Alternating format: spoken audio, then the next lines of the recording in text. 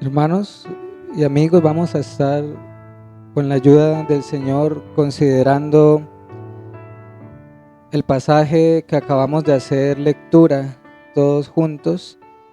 Me refiero a Romanos, el capítulo 6, desde el versículo 15 hasta el versículo 23.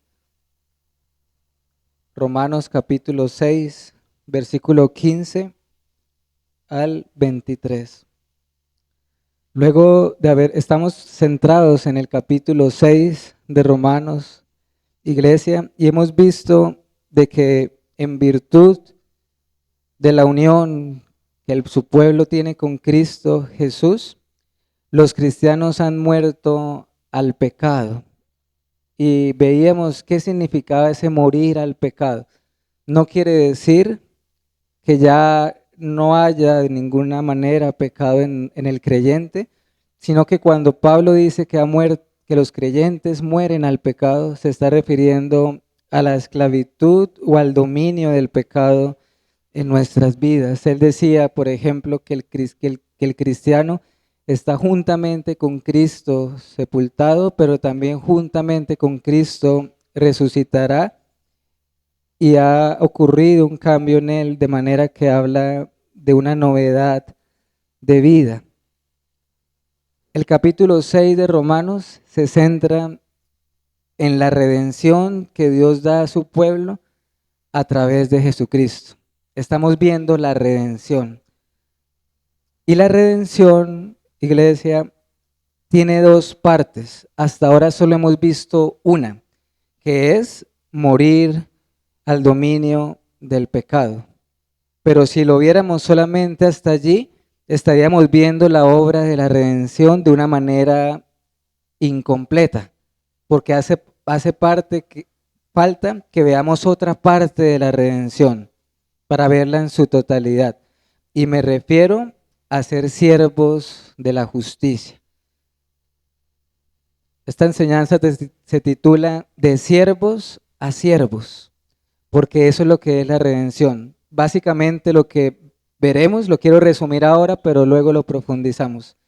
El cristiano ha pasado, aquel en quien Dios ha orado, ha pasado de ser siervo o esclavo del pecado para venir ahora a ser siervo o esclavo de Jesucristo.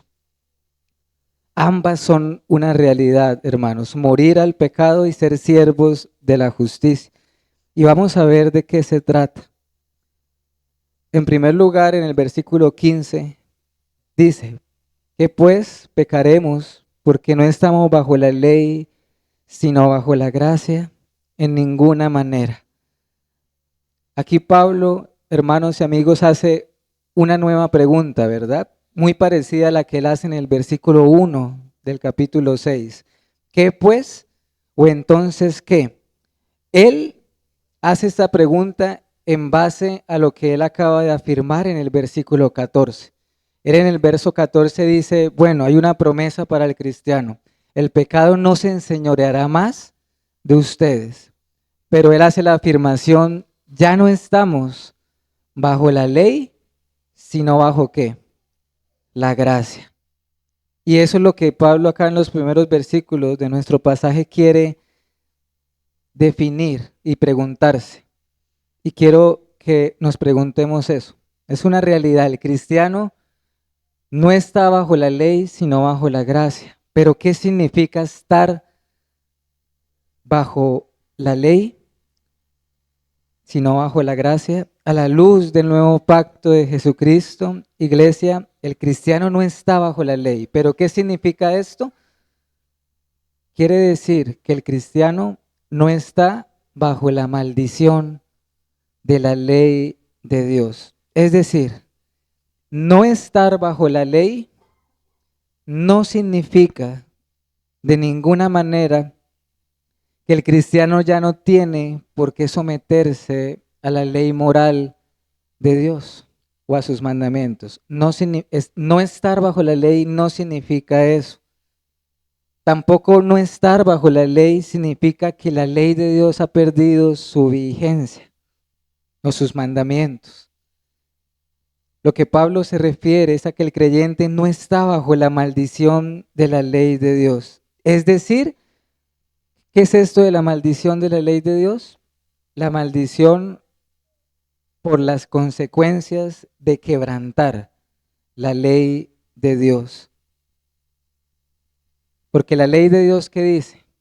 Que el que no guarda su ley morirá. Y esa es la sentencia. Y de esa sentencia es la que el cristiano ha sido librado. No de que no tengamos que obedecer sus mandamientos, sino de la sentencia por quebrantar su ley. Esa es el no estar bajo la ley. ¿Por qué, iglesia y hermanos? Porque de hecho Cristo cumplió la ley en nuestro lugar. Y Él llevó el castigo que tú y yo merecemos por quebrantar la ley. Quiero leer un momento un pasaje que nos da luz acerca de esto. Está en Gálatas capítulo 3. Gálatas capítulo 3, versículo 10, 12 y 13.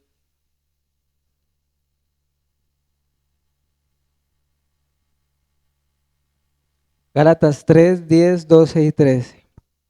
Porque todos los que dependen de las obras de la ley están bajo maldición.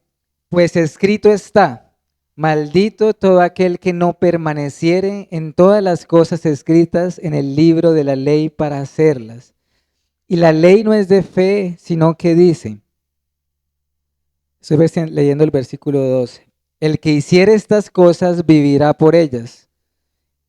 Cristo nos redimió de la maldición de la ley, hecho por nosotros maldición, porque está escrito, maldito todo aquel que es colgado en un madero. De manera, iglesia, que el cristiano ya no está bajo la ley en el sentido de esa sentencia de haberla quebrantado, pero también en el sentido que ya no dependemos de las obras de la ley para ser justificados o perdonados delante de Dios.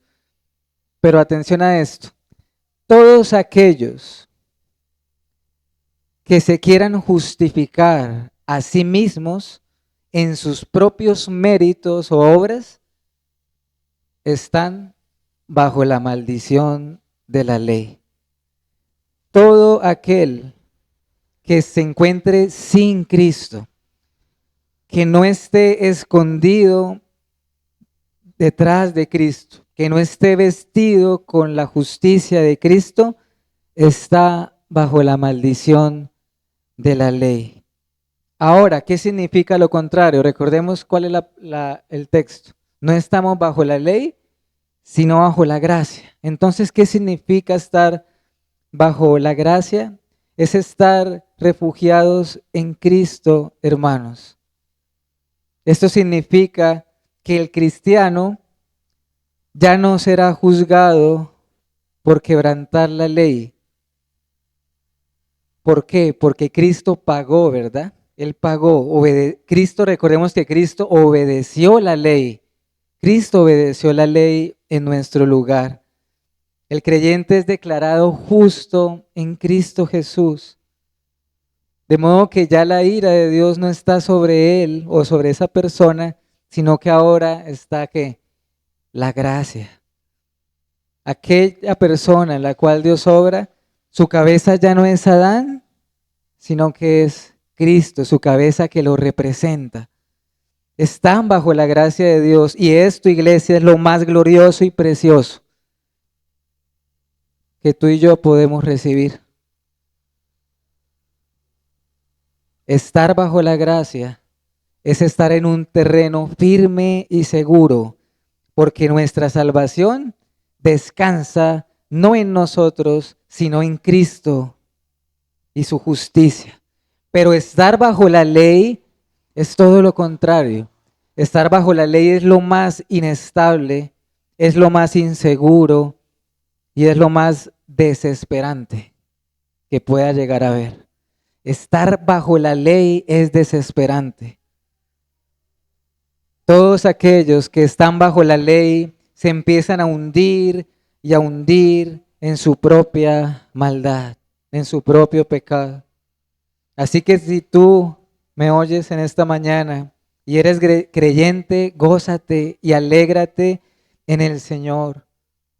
Hermanos, estamos hablando de que estar bajo la gracia es algo que realmente no alcanzamos a comprender o a expresar la magnitud de lo que significa estar bajo la gracia. Pero a su vez, estar bajo la gracia, hermanos, nunca, en ninguna circunstancia, significa una licencia para pecar, una licencia para practicar el pecado. De hecho, es lo que Pablo está abordando acá en este capítulo 6. Y por eso él da la respuesta convincente en el versículo 15. ¿Pecaremos porque no estamos bajo la ley, sino bajo la gracia? ¿Cuál es la respuesta? En ninguna manera. Pablo se quiere anticipar a todos los peligros malentendidos que nosotros podemos llegar a malinterpretar estas palabras de que ya no estamos bajo la ley, sino bajo la gracia. Entonces, él se pregunta, ¿pecaremos, iglesia, porque estamos bajo la gracia y no bajo la ley? ¿Quebrantaremos sus mandamientos porque al fin y al cabo estamos bajo la gracia y no bajo la ley? Es imposible, dice Pablo, que un creyente razone de esta manera. Esto es lo que él ha tratado de mostrar acá y lo que va a seguir haciendo. Y quienes piensan así, es una señal de que no están bajo la gracia. Es una señal de que aún permanecen bajo la ley. Por eso él da esa respuesta tajante y convincente. De ninguna manera, de ningún modo, es imposible. Y esto tiene un fundamento. ¿Por qué es imposible practicar el pecado? Porque estamos bajo la gracia. Porque el cristiano ha muerto al pecado y ahora sirve a la justicia. Ahora es siervo de Jesucristo. No se puede practicar el pecado de una manera constante, sostenida, hermanos. No es el caso de los redimidos por el Señor. ¿Por qué? Porque el que ha sido redimido por el Señor no se ha quedado sin Señor. Esto es algo importante, hermanos. Cuando Dios redime al cristiano del dominio del pecado, él no queda libre para hacer lo que quiera. Él pasa a ser ahora siervo de su Señor que es Cristo. De manera que ellos no pueden decir, vamos a hacer lo que queremos. Y es allí donde entra el versículo 16 de nuestro pasaje. No saben ustedes, dice Pablo, es decir, él va a decir a continuación algo que es evidente, algo que no se puede negar, algo que es hasta de sentido común. ¿Qué es eso de sentido común? Que uno es esclavo de aquello que obedece. Uno es esclavo de aquello a lo que obedece. La servidumbre está directamente relacionada con la obediencia. Y atendamos a esto, hermanos. Todo ser humano fue creado por Dios para obedecer. El ser humano fue creado, diseñado por Dios para estar sujeto y bajo subordinación. ¿Cuál es el punto aquí? Que uno es esclavo de aquello a lo que obedece. Uno es esclavo de aquello a lo que le sirve. Y miren el verso 16 de nuestro pasaje. Dice Pablo, ¿no sabéis que si os sometéis a alguien como esclavos para obedecerle, sois esclavo de aquel a quien obedecéis? Y miren lo que dice después. ¿Cómo termina la pregunta? Sea del pecado para muerte o sea de la obediencia para justicia. Esto nos lleva a esta realidad que es una verdad. Acuérdense, hermanos, que la Biblia está llena de verdades absolutas. ¿Y cuál es esto? Que aunque el hombre nos cueste aceptarlo, hermanos, aunque demos pataletas, que luchemos contra esto, no va a dejar de ser verdad. El ser humano es siervo por naturaleza, por diseño. Somos criaturas que fuimos creados para obedecer. Y aunque Dios ha dado a algunos ciertas esferas de autoridad, han sido delegadas por Dios. ¿Y cuál es la idea acá central? Todo hombre, quien quiera que sea, es esclavo o es siervo o de lo uno o de lo otro. O siervo del pecado o siervo de la justicia. O siervo de Cristo o siervo de Satanás. ¿No fue eso lo que enseñó Cristo? ¿Recuerdan? Jesús le respondió, de cierto os digo, que todo aquel que hace pecado es esclavo del pecado. Juan 8:34. Juan 8:34. Jesús dijo esas palabras en el contexto de lo que estamos hablando. Los judíos se resistían, se ofendieron. ¿Cómo? Nosotros no somos esclavos de nadie, siempre hemos sido libres. Y el Señor les dice, bueno, todo aquel que hace pecado, esclavo es del pecado. Y cuando allí dice Jesús, el que hace pecado, está refiriendo otra vez que a la práctica constante del pecado. Es decir, mientras que para el creyente el vivir es Cristo, para el impío el vivir es pecado. Para el creyente el vivir es Cristo, pero para el impío vivir es pecado.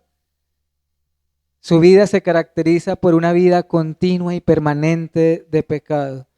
Y esto nos lleva a otra conclusión, hermanos, que mencioné ahorita. O somos esclavos del pecado o de la justicia.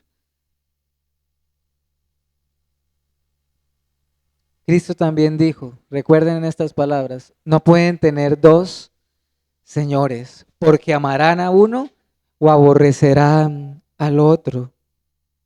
Es lo mismo, algo similar dice Pablo en Gálatas 5:17. Gálatas 5:17.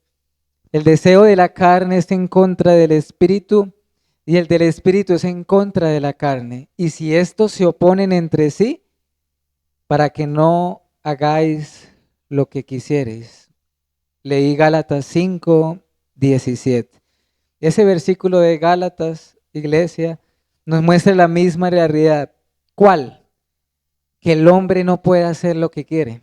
¿Sí lo notan en el versículo? Para que no hagáis lo que quisieran. Incluso en los creyentes, aunque hay un pecado remanente, empieza una lucha en su corazón. Es decir, aunque un hombre, una mujer haya sido librado del dominio del pecado, el pecado sigue existiendo en su corazón. Y allí empieza la Biblia a describir una guerra, hermanos. De hecho, Pablo en el capítulo que sigue, en el Romanos 7, describe de una manera muy gráfica esa guerra que tiene todo cristiano. ¿Cuál guerra me refiero? Un cristiano en su alma todos los días siente una tensión en su corazón. ¿Cuál? La que nos describe Gálatas. Las obras de la carne tienen deseos, pero como en el creyente el Espíritu de Dios ha venido a morar, también hay deseos y estos se oponen entre sí y hay una tensión, hay una lucha. Por eso también ahí en Gálatas dice, el creyente ha crucificado sus pasiones y sus deseos en Cristo. Lo que quiero tratar de transmitir, hermanos, es que un creyente lucha diariamente con su pecado, pero nunca jamás vemos en las Escrituras a un creyente que sea relajado, tranquilo, que toma a la ligera el pecado. Eso no lo vemos en las Escrituras. No vemos a un creyente indiferente para con el pecado, y menos practicándolo libre y deliberadamente. Versículo 17, volvamos a nuestro pasaje. Pablo da gracias a Dios. Es decir, esta redención gloriosa de la cual estamos viendo en el capítulo 6, solamente se le puede atribuir al Señor. Por eso él da las gracias a Dios. Hermanos, el creyente no coopera con Dios con respecto a la salvación. En ningún sentido. De principio a fin, la obra de la salvación es del Señor. Sin embargo, ciertamente tú y yo somos llamados a obedecer el Evangelio y sus demandas. ¿Cuáles son las demandas del Evangelio? Fe y arrepentimiento. Y miren que dice en el verso 17, ustedes obedecieron de corazón. La obediencia es más que un sentir intelectual, una afirmación intelectual, sino una obediencia de corazón. Pablo también en Tesalonicenses, hablándole a esa iglesia, les dice, ustedes deben obedecer al Evangelio de Jesucristo. Segunda de Tesalonicenses 1:8. Pero en este versículo 17, notemos algo, hermanos. Dice, pero gracias a Dios que aunque erais esclavos del pecado, habéis obedecido de corazón a aquella forma de doctrina a la cual fuisteis entregados. Miren, hermanos, que acá Pablo empieza a hablar a aquellos a quienes él está escribiendo en pasado. Ustedes fueron esclavos del pecado. El pecado dominaba al creyente, a la persona. El pecado reinaba sobre ella. Pero hemos creído, o los creen en la forma, miren esa palabra, la forma de doctrina. Eso quiere decir que la doctrina tiene un contenido, un molde que nos fue transmitido en su palabra, como veíamos ahorita en la escuela. Nunca debemos confundir la justificación con la santificación. Nunca debemos confundir porque una cosa es la práctica del pecado y otra cosa es la existencia del pecado aún en nosotros. Y él dice claramente, ustedes eran esclavos del pecado. Habla en pasado. Si él dice que eran, es porque porque ya no lo son. Y eso es muy importante, iglesia. No vemos a Pablo hablándole a las demás iglesias como les escribo a los pecadores que están en Roma. Les escribo a los pecadores que están en Corinto. Les escribo a los pecadores que están en Efesios. ¿Vemos eso? No. Cuando él escribe, él dice, a vosotros amados, a vosotros santos. ¿Por qué, hermanos? Porque Pablo ve que ellos son santos y justos en virtud de Cristo y porque ellos crecen y practican la santidad. Vamos al versículo 18, que aunque es cortico, aquí está lo más trascendental de nuestro pasaje, lo que les mencionaba al principio. Versículo 18, y libertados del pecado, vinisteis a ser siervos de la justicia. Acá está, hermanos, lo que el Espíritu Santo dice a través del apóstol Pablo. Las dos partes completan la obra de la redención. Por un lado, ¿qué? Libertados del dominio del pecado. Nuevamente lo dice en pasado, por eso no me quiero detener más allí, del dominio del pecado. Sin embargo, ahora la redención no para allí. La redención no para en morir al dominio del pecado. Ahora el creyente viene a ser siervo de la justicia. Ni por un solo instante el hombre deja de ser siervo. ¿Sí lo notan? En ningún momento el ser humano queda libre para sí mismo. De hecho, si lo pensamos así, si nosotros somos libres para hacer lo que nos plazca, no es otra cosa que ser esclavos del pecado. El versículo 19, para ir avanzando, nos muestra un contraste entre la vida anterior y la vida nueva en nuestros cuerpos. Y recordemos que en los primeros versículos del capítulo, para que Pablo nos diera el ejemplo de morir al pecado, él utilizó una ilustración. ¿Recuerdan cuál fue? El bautismo. El bautismo, ¿verdad? Sin embargo, era ahora está mencionando, podemos decirlo así también, otra ilustración, la esclavitud. Por eso es que él dice en el verso 19, hablo como humano por vuestra humana debilidad. ¿Qué quiero decir acá, iglesia? Los destinatarios de esta carta sabían más que nosotros lo que significa la palabra esclavitud. Esa palabra griega que se llama doulos, que quiere decir ser esclavo. ¿Por qué? Muchos de los que Pablo escribía eran esclavos. Ejemplo, Onésimo, ¿recuerdan la carta de Filemón? Onésimo era un esclavo. Y este versículo 19, del cual estamos viendo en este momento, es muy parecido al 13, que ya dimos lectura. En el cual sentido, hermanos, nos muestra que antes nuestros cuerpos y los miembros de nuestro cuerpo estaban sujetos a servidumbre y al pecado, y nuestro cuerpo era ofrecido al pecado. Nuestro cuerpo era ofrecido para la iniquidad, nuestro cuerpo era ofrecido para la inmoralidad, nuestro cuerpo era ofrecido para la inmundicia. Pero ahora no ha de ser así. Ahora el cuerpo del creyente en Cristo y los miembros de su cuerpo están al servicio del Señor y de la justicia. Es decir, lo que antes, hablando de nuestro cuerpo, era para pecado, ahora es para santificación. Y eso es lo que el mismo apóstol dice en Tesalonicenses, primera de Tesalonicenses 4, versículo 3 y versículo 7. Miren estas palabras. Pues la voluntad de Dios es vuestra santificación y que os apartéis de fornicación, porque no nos ha llamado Dios a inmundicia, sino a santificación. Esa cita es primera de Tesalonicenses 4, versículo 3 y versículo 7.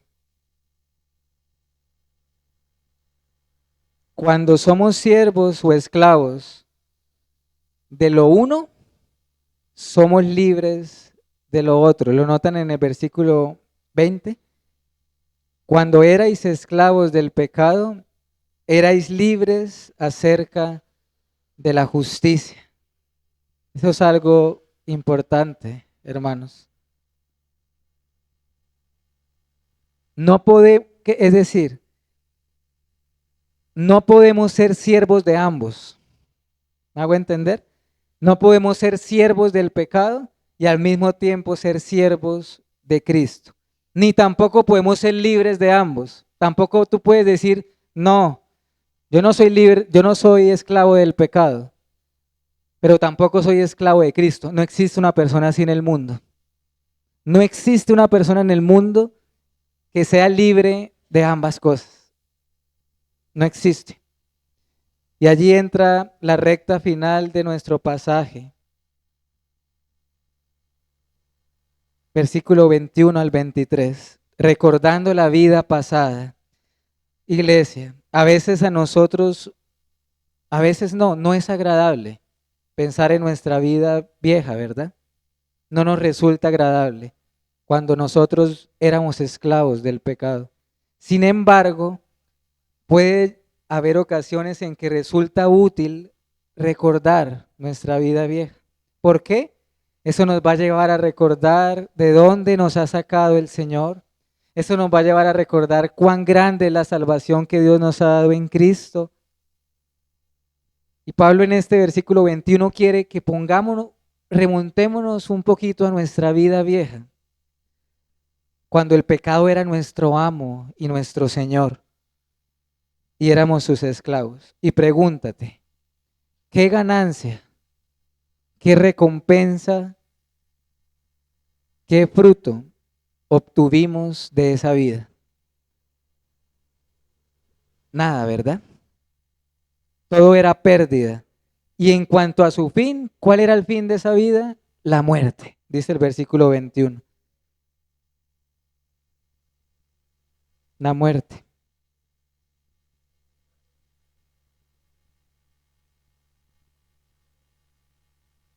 Ahora, algo también de resaltar es que aunque evidentemente la persona cuando es esclava del pecado se siente orgulloso, ¿sí lo notan o lo recordamos? Hermanos, las personas que practican el pecado se sienten orgullosos de su vida, se ufanan, se jactan, se vanaglorían. El necio se jacta de su necedad, dice Proverbios 13:16. El necio saca pecho de su pecado, se enorgullece. Y honestamente éramos así. Sin embargo, ¿qué sucede? Ahora aquellas cosas que antes nos enorgullecían, el solo hecho de recordar nuestra vida antigua nos produce ¿qué? Vergüenza, vergüenza. Cuando nosotros miramos a nuestro pasado, si es que ya estamos en Cristo, nos avergüenza las cosas que hicimos, nos avergüenza las cosas que pensamos o que hablamos. Eso le pasaba a Pablo también, ¿recuerdan? Yo no soy digno de ser llamado apóstol porque perseguí la iglesia de Dios. Pero por eso él dice, pero por la gracia de Dios soy lo que soy. Y así él nos invita a considerar ahora la nueva vida, versículo 22, y hace el gran contraste entre ellas. Hubo un cambio de amos, mas ahora que habéis sido libertados del pecado y hechos siervos de Dios. ¿Lo vuelven a notar? Él de varias maneras diferentes resalta la misma idea. Hubo un cambio de amos, hubo un cambio de señores. El hombre nunca queda sin un señor para obedecer. Pero ahora, en esta nueva vida en Cristo y teniéndole a Él como amo, a diferencia de la vida antigua, esta sí tiene ganancia, esta sí tiene fruto. Y es la santificación o crecer a semejanza de nuestro Salvador. Y en cuanto al fin de esta vida nueva, ya no es la muerte, sino la vida eterna. Y así quiero que para ir terminando, consideremos el último versículo 23 y mencionar algunas aplicaciones.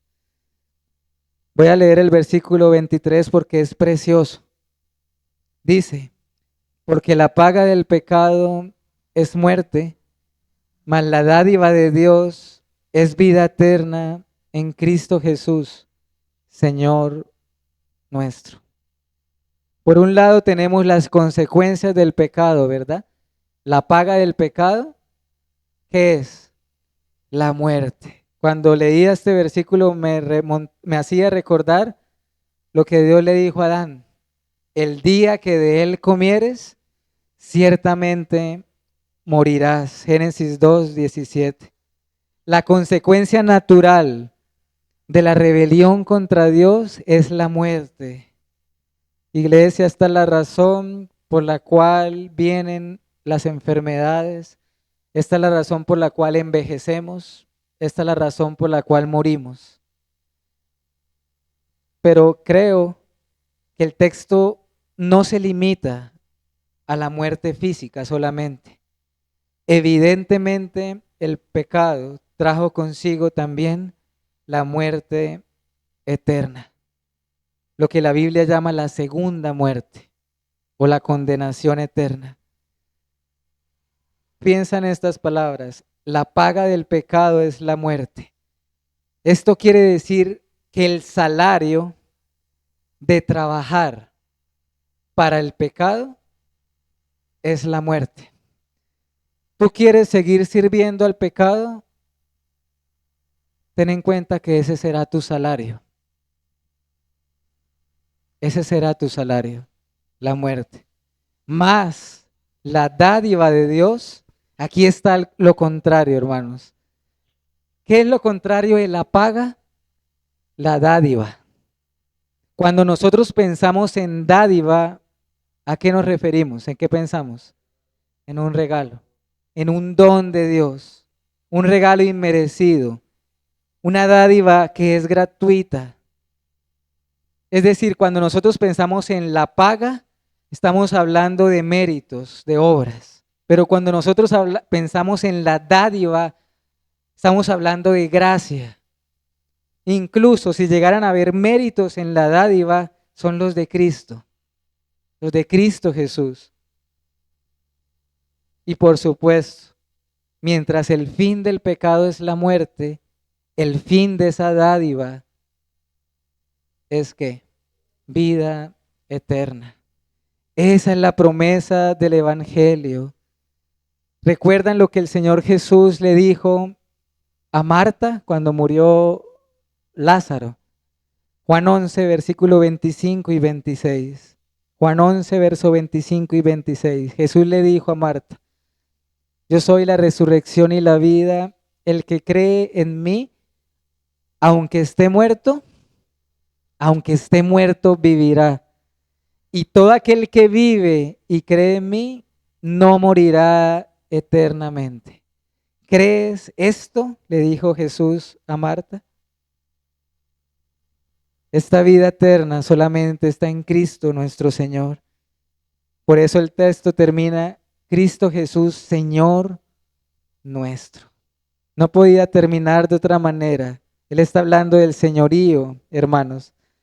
Mientras antes teníamos un tirano despiadado que nos destruía, ahora tenemos a un rey compasivo que nos redime, que nos libra. Cuando reflexionaba en esto, hermanos, quiero que remontémonos a esas escenas en el pasado, sobre todo, cuando estaba en vigencia la esclavitud, cuando los esclavos eran llevados ¿a dónde? A las plazas públicas para ser ¿qué? Vendidos. Hermanos, exactamente eso fue lo que hizo Cristo. Él vino a este mundo y compró a aquellos o algunos que eran esclavos del pecado para que ahora sean de su propiedad, para que ahora sean sus siervos.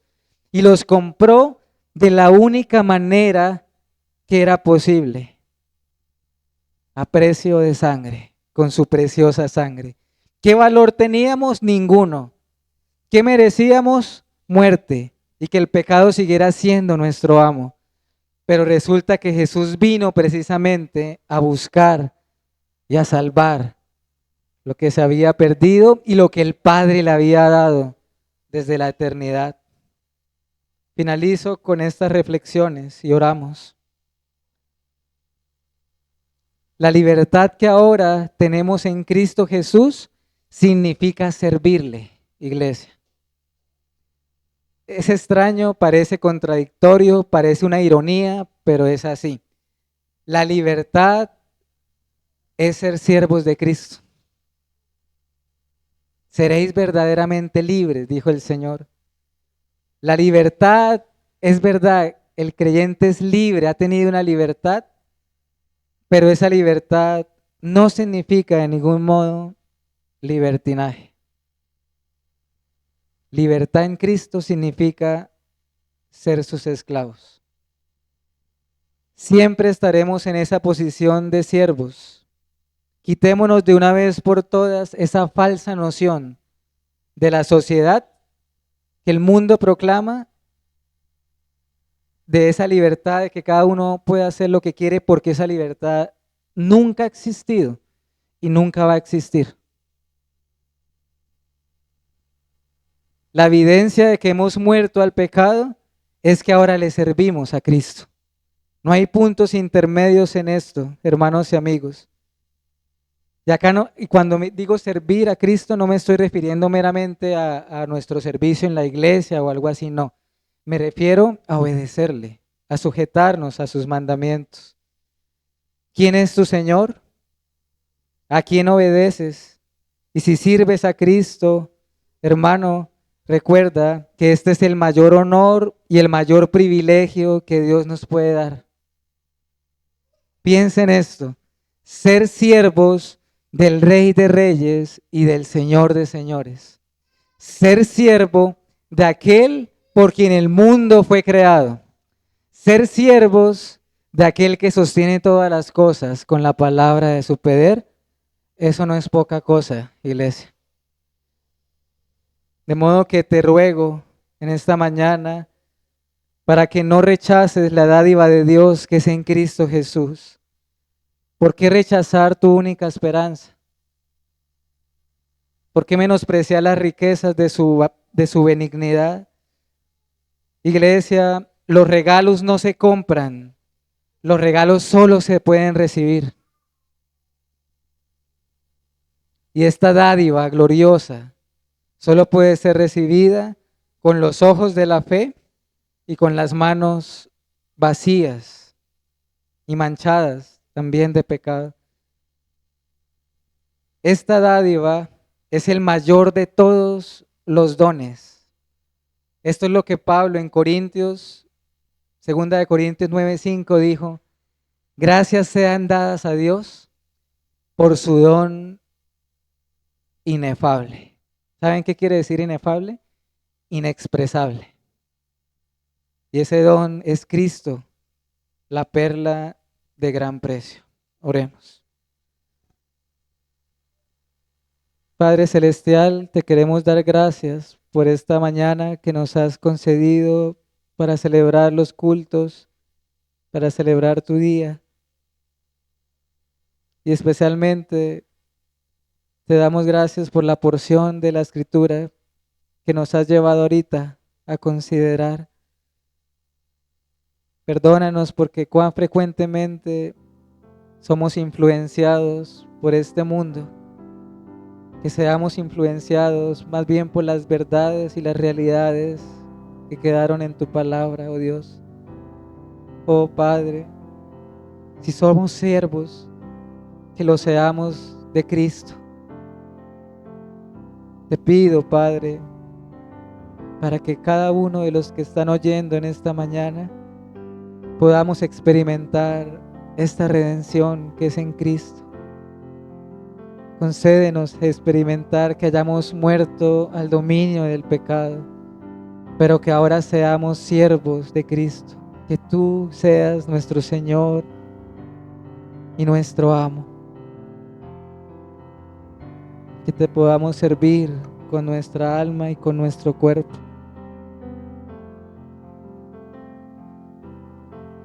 Nos has recordado las terribles consecuencias del pecado hasta nuestros días y seguirán hablando de la muerte. Pero cuán dulce es escuchar esas palabras. La dádiva tuya es vida eterna en Cristo Jesús. Danos de tu gracia, Señor, y permítenos recibir esta dádiva y este don. Te alabamos y te damos gracias, Señor, y te ruego por cada uno de mis hermanos y amigos aquí presentes. Ayúdales en sus vidas, en sus luchas, a cada hogar, a cada familia. Guíanos hacia ti por tu buena voluntad. En Cristo nuestro Señor. Amén. Amén.